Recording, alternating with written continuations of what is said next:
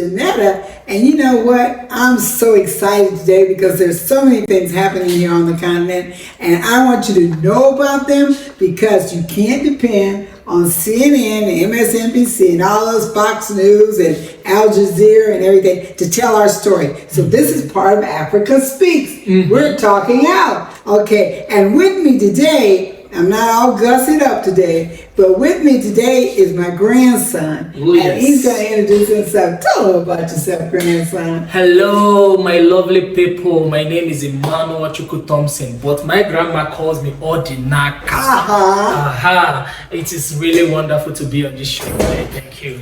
Glad to have you. You know, our hot topic is today's Niger. You know Niger. Yeah. We looked it up, and you told me that I looked it up. 54% of the people in Niger are Hausers. Yes. And they're bordering on the northern side. Yeah, they share the same borders with Nigeria.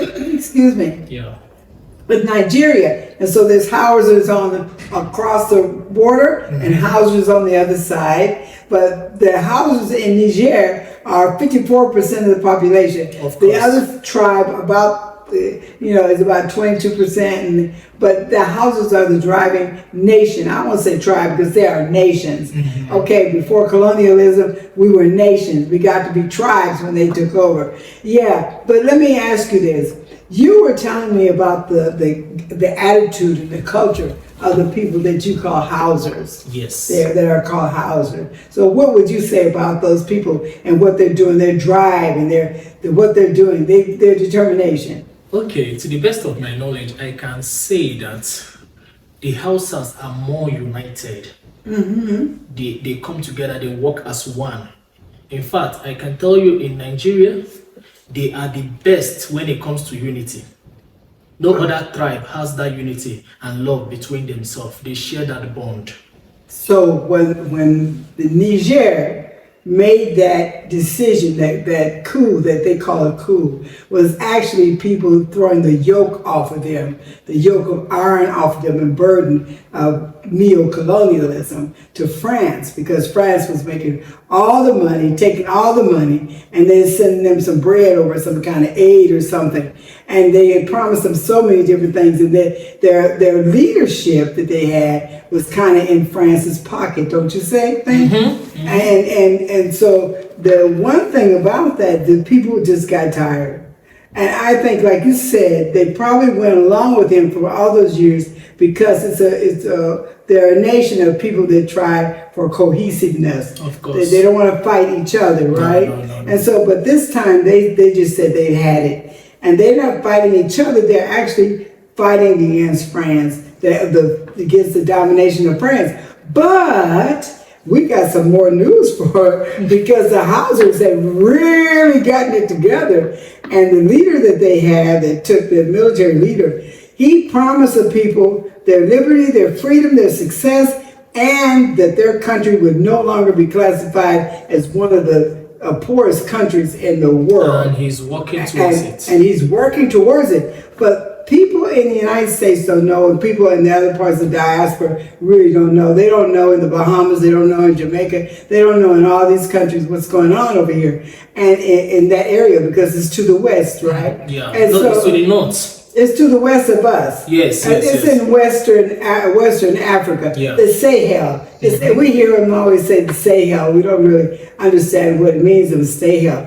But they had their uprising, I think it was in July or August.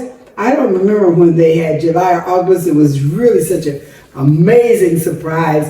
And they put France out. But now, I'm not going to spill the news because I want you to listen to what they have to hear it themselves. You got to hear it yourself. So we'll put it on and then we'll discuss it after you hear it. Greetings, brothers and sisters. Welcome back to an amazing video today because we are celebrating a leader who is stoic, someone you cannot push here and there, who says things and sticks to that, and he doesn't entertain mediocrity. So on the 12th and the 13th of March, just like 3 days ago, we had a delegation from the United States coming to Niger, Niamey, And this delegation was in Niger on the 12th, and they met with the Prime Minister of Niger, that is Ali Lamin Zein. And what they talked about mostly, let me read. A high-level US delegation led by the Assistant Secretary of State for African Affairs, Miss Mary Catherine P. or Molly P., together with the Assistant Secretary of Defense for International Security Affairs, Celeste Wallander, and African Commander General Michael Langley, visited Niamey to discuss, one, the return to democratic path of Niger, and two, bilateral cooperation in areas of security and development. Yeah, of course we know that they had to talk about the military because they have about 1,000 soldiers in Niger. The US, the French ones left, although we are not 100% sure. So they had to talk about, you know, the 1,000 soldiers, because you know we have to be in cooperation so that we can work together and fight terrorism, which you've been assisting us to fight without any success. We are even better without you. Then, so the discussions went on with Ali Lamin Zein, and he made it clear that Niger would not give in to external injunctions, and that the Nigerian people are sovereign and alone authorized to determine the timetable and modalities of the democratic transition. Remember, the AES countries are working on bringing in their own model of governance, their own model of democracy. We don't want the copycat we have from the US. Then, you know, they have the soldiers in Niger. So they told that the Nigerian authorities reaffirmed their commitment to cooperate with the US in the fight against terrorism, but also stressed the need to review the terms of this partnership. Remember, sometimes back they said we have to review all the military partnership we have with the outside nations.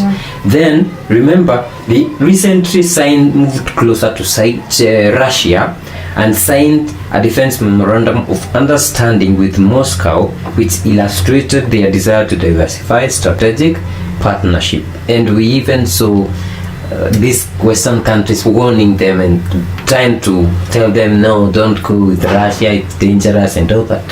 But this is a sovereign country we're talking about. That is 12th. That's normal. And the best thing about the Prime Minister of Niger, Ali Lamin Zein, is he asserted their stand and the stand of his president, Abdourahamene Tiani. Then, on the 13th, Miss Mary Catherine P., or they call her Molly P., wanted to meet Abdourahamene Tiani. General Abdourahamene Tiani snapped them and showed them, you know, the bad. Did you hear what they said? Abdourahamene Tiani snapped them and showed them, you know, the bad. And getting along for their objectives. So they came against a brick wall when they moved into Niger, when they tried to discuss with Niger. The United States is not used to people ignoring them. I mean, as this one was really loud. You know, they are known for that. Unity has been their driving force. If only we all could take an example of Niger and what they've done, because they are saying, hey, you can get mad, you can get sad, but we're a sovereign nation and you can't tell us what to do. We're not going to tell us what to do. Take your forces and go home. Take your forces and go home. And the fact they wouldn't even have an audience with the president, the president wouldn't even recognize them. 3 days.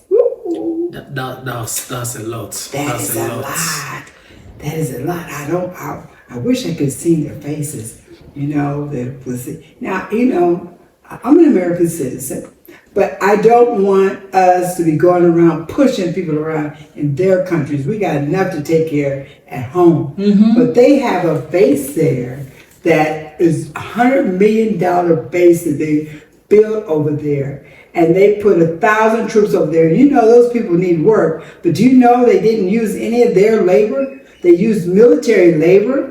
So even when they built their base, that didn't bring any money into Niger. Not at all. But that is the biggest military drone base in Africa, or maybe in the world. But they got to go. They got to go. So we just have to stay tuned. Hey, folks, just a little bit of news. Here from Tanzania with my grandson, getting a young man's perspective on all this. But hey, things are changing, things are happening. So hey, if you hear some news, don't worry about Janetta. I am in good hands. So if you like it, let me know. You subscribe and also comment. Share your opinion. Share your opinion with me. Hey, I'm a big girl. I can take it. Bye-bye.